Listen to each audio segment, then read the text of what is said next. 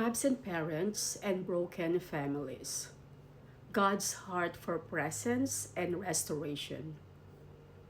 Good morning, everyone. Today we are talking about a pain that many people carry quietly: absent parents and broken families. Absence does not mean someone left the house. Sometimes parents are present physically but absent emotionally, spiritually, or relationally. Children may grow up with food, shelter, and education, but still feel alone. The Bible reminds us God sets the lonely in families. Psalm 68, verse 6. God's design for family has always been presence, not abandonment. What parental absence looks like? Parental absence can take many forms: a father or mother who left the home, a parent overseas or constantly working, emotional distance, silence, or neglect, lack of guidance, discipline, and affection, parents distracted by addiction, anger, or pride. Children feel absence not by what is said, but by what is missing. A child left undisciplined brings shame to his mother. Proverbs 29, verse 15. Discipline here means loving guidance, not punishment.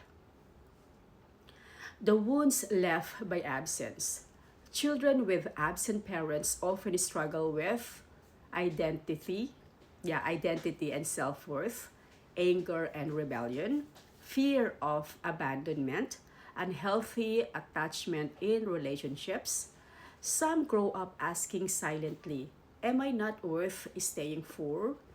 The Lord is close to the broken-hearted. Psalm 34, verse 18.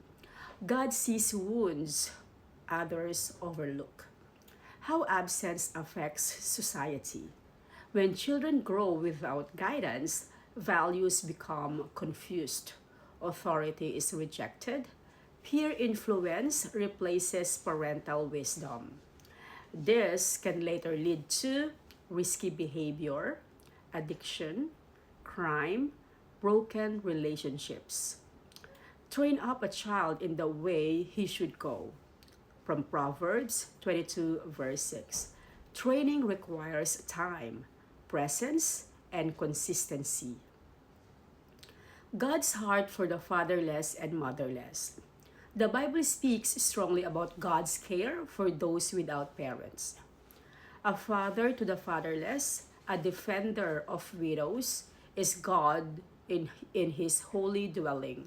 Psalm 68, verse 5. God steps into the gap where humans fail. Humans fail. But his desire is still that parents rise to their calling. A word to absent parents. If you are listening and realize you have been absent, physically, emotionally, or spiritually, hear this with hope. It is not too late. I will restore to you the years that the locust has eaten.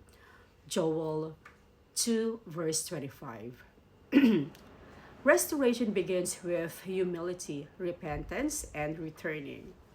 One conversation can reopen a closed heart. One consistent presence can rebuild trust.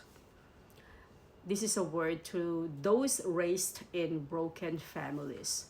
If you grew up without a parent, know this: your identity is not defined by who left, but by who stays.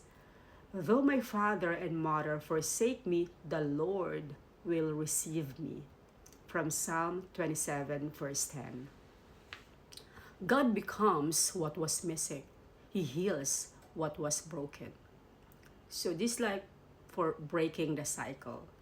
Broken families do not have to produce broken futures. Yeah, we really have to break that cycle. If anyone is in Christ, the new creation has come. from 2 Corinthians 5 verse 17. With God's help, absent parents can return.